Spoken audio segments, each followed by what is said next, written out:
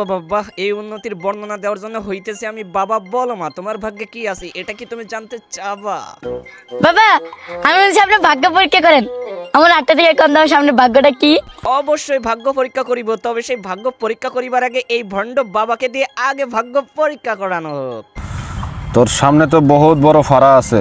নেও এবার খেলা সামলাও, এবার ওই ফাড়া দেখা সবাই ভাড়াতে কাকা কাজ শুরু করে দাও। ফাড়া তো সবারই থাকে।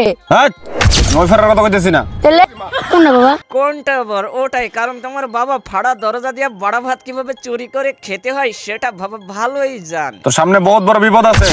কি বিপদ বাবা? তোর স্বামী তোরে তালাক দিয়া নতুন আরেকটা বিয়ে করবে। আমার জন্য বিয়ে এনে বন্ড মন্ত্র পড়াটা আবারও ভুল হয়ে গেছে। এই ভুল থেকে কবে কুল হারিয়ে মূল থেকে একটা শিকড় বেরিয়ে গাছ জন্ম নিবি।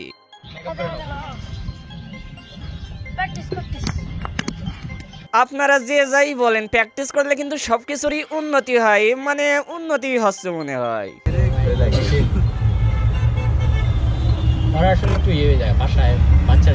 আরে বাবুটা প্র্যাকটিস করতে করতে কতটা ক্লান্ত হয়ে গেছে।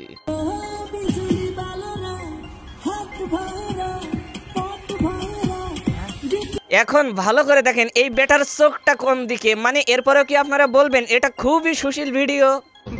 তুমি আমার সাথে থাকতে পারবা? সুন্দর, বেশ, এটা তো যাইতেছ। বিশ্বাস করেন ভাই, এই পরিবর্তন যে সে পরিবর্তন না, এই পরিবর্তনের পিছনে অনেকগুলো মানুষের ঘাম ঝরাতে হয়েছে।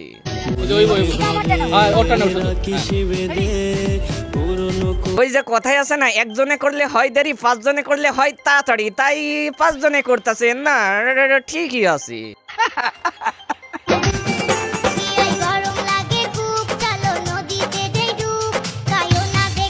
যাই হয়ে যাক না কেন, ক্যামেরার অ্যাঙ্গেল একেবারে জায়গা মতো মারতে হবে, মানে ক্যামেরা কিনতেও তো একটা টাকা পয়সা খরচ হয়েছে, সেটাও তো উঠাইতে হবে, তাই নাকি? এখন কথা হলো এই দোকানের ক্রেতা কারা? নিশ্চয় এদের মতো সাধু বেশি ভাই ব্রাদার ভণ্ড পীর আছে যারা তো কারবার করবে না, এটা না করলে ওরা ওটা কামাবে কেমন করি? তেরি মেরি তোমার ইহকাল এবং পরকাল দুটাই নষ্ট আছে, সেটা তুমি নিজেও বুঝতে পারছো না রে ছেড়ি।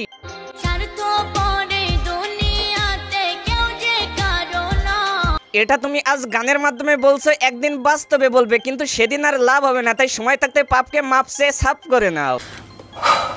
So all friend, all the best, দেখা হবে পরবর্তী কোনো ভিডিওতে। আল্লাহ হাফিজ।